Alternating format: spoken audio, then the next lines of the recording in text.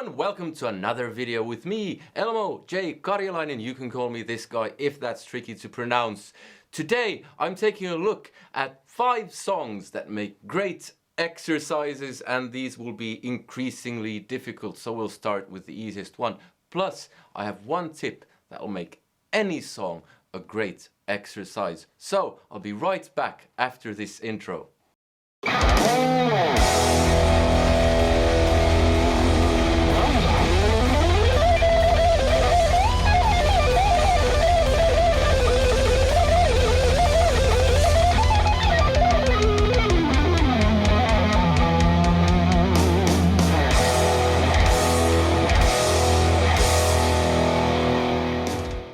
Okay, so today I'm taking a look at 5 songs that make great exercises. Why am I doing this? Well, exercises are great, but personally I'm the kind of person who finds that exercises get a bit boring after a while, and learning actual music can be, well, a lot more interesting and can do the same thing, have the same benefits as a lot of exercises might. So these are great exercises for various reasons, and let's just dive right in.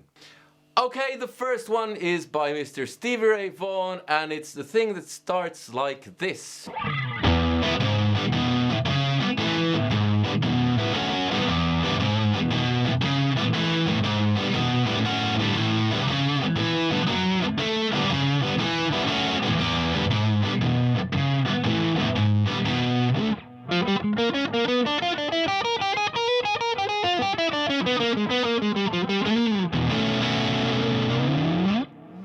Okay, so as you might have noticed, I strayed a bit from what that was. It was Pride and Joy. It doesn't start that way, of course. Stupid me.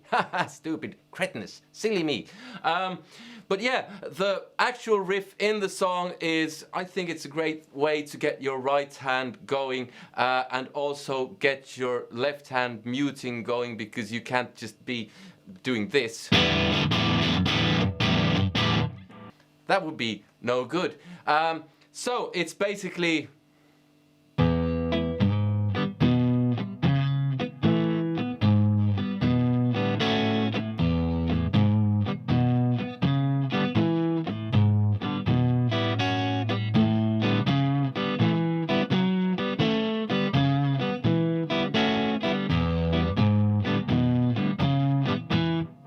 and so on.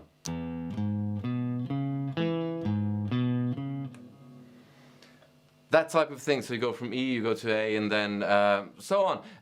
Listen to the original song and you can pick up the rest from there. But that's the kind of a fairly easy thing to play, which should be doable to most people, except for complete beginners.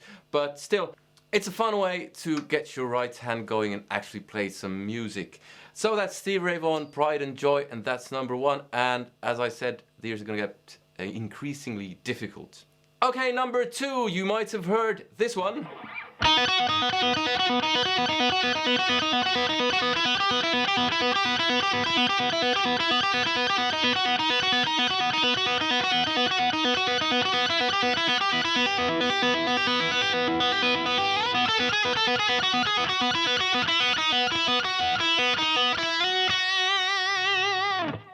Now I'm not even sure if I'm in the right key, but that's the riff, and you might have heard that. That's Thunderstruck. Again, fairly easy compared to some of the stuff that's coming up. It's a great exercise for pull-offs on with your left hand. You can make it harder by just pulling off and hammering on everything, so you just leave your right hand and wave to your mother who's in the crowd. Because let's face it, if you're playing instrumental rock guitar like I do, there won't be many people in the audience.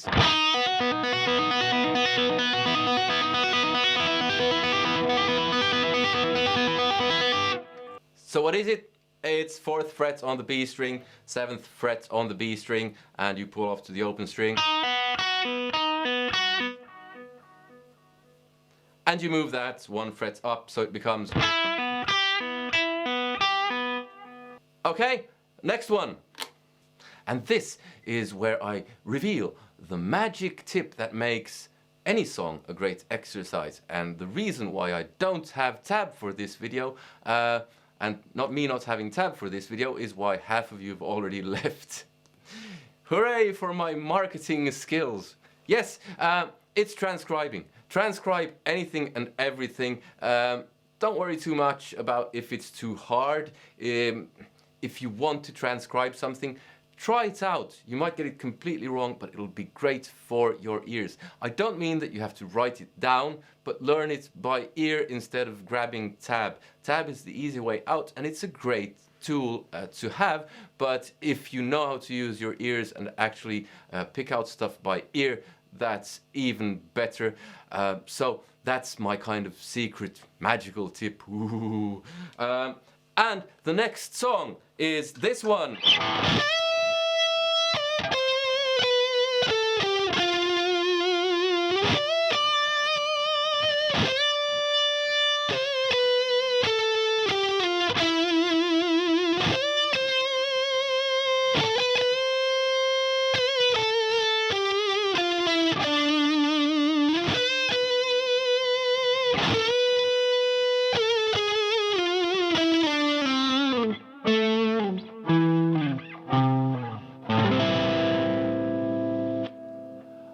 I remember Paris.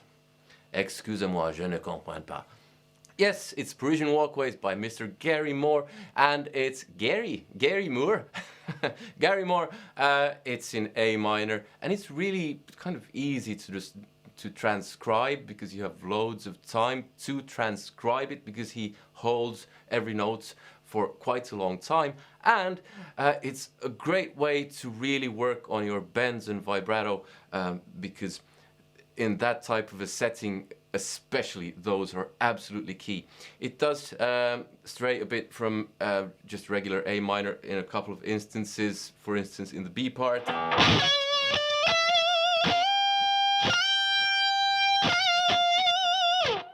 But that's all the kind of part of the fun of transcribing. You thought you had it all down and then you noticed you didn't. So that was song number 3. Now these have been fairly easy so far. The next two are not as easy. The fourth song that I have here is also by Mr. Gary Moore, and let's see if I can play it because, hey, I've not really played this one.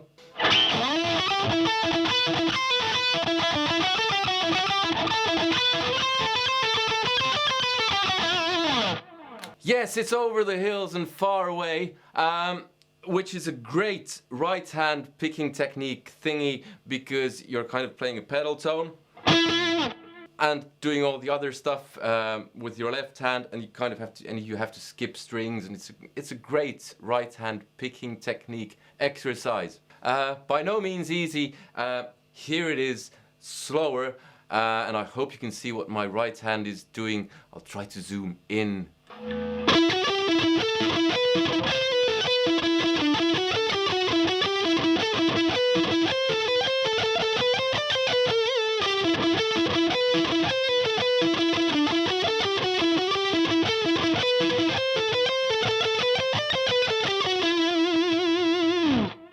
One more time up to speed, just so I can feel bad about myself for not being able to play this properly. Don't know how many takes I've done of this.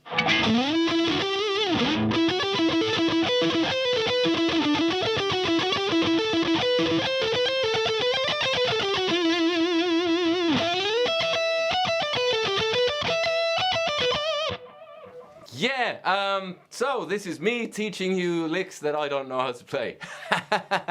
Great topic for a video. Number 5, and I'll keep it to 5 because I'm a rocker, so I don't know how to count beyond that. Number 5 is by the Swedish maestro himself, and it's called Locked and Loaded.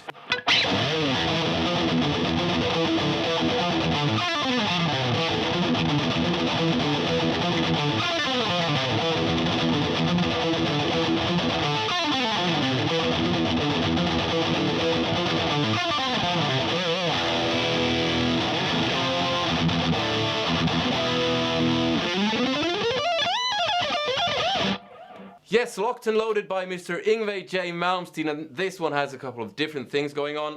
Let's start with the pull-off thing that he does, which is just starting on the 10th fret of the G string, the same pattern going on 4 strings.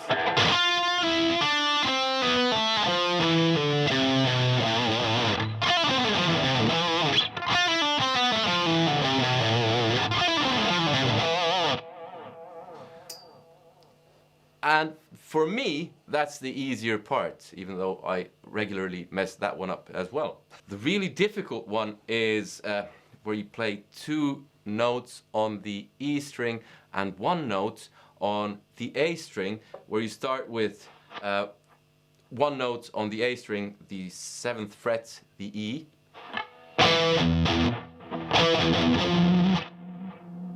Then you go up to the F.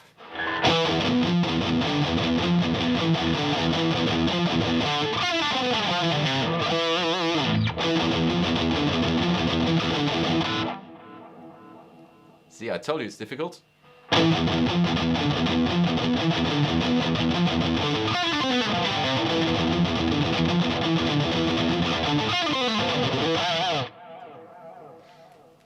So basically it's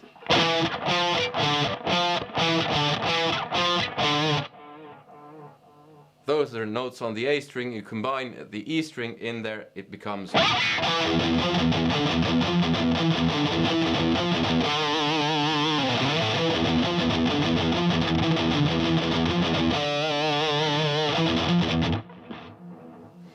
See if I can play it faster.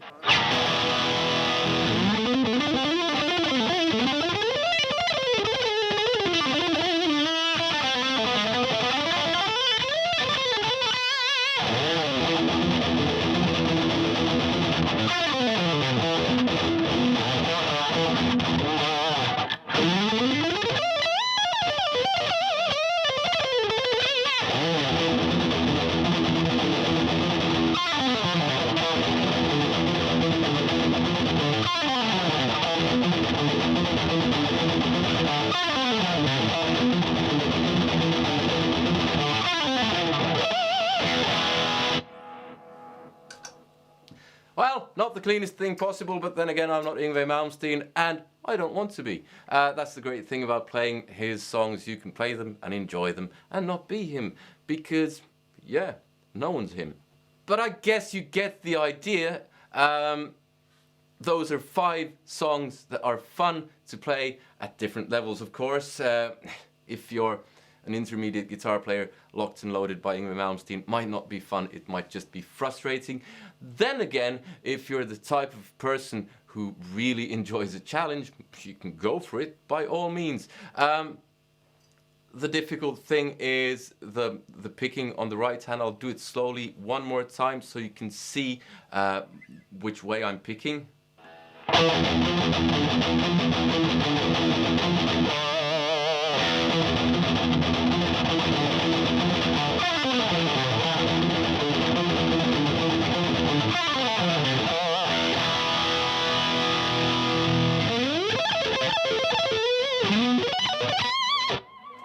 Yeah, so those are the 5 licks that make great exercises. And playing songs is, at least for me, a whole lot more fun than just doing your regular. Although that does have its place as well. So, those are the 5 songs that I think are great exercises and fun exercises, and they do a world of good to both your left hand and your right hand.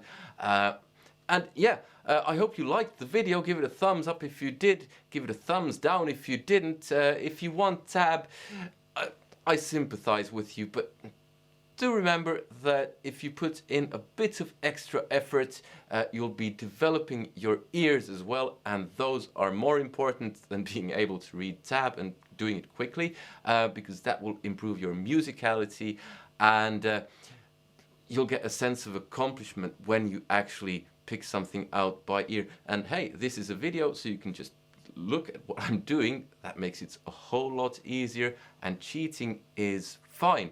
So, like I said, I hope you liked the video, and comment, let me know what you thought.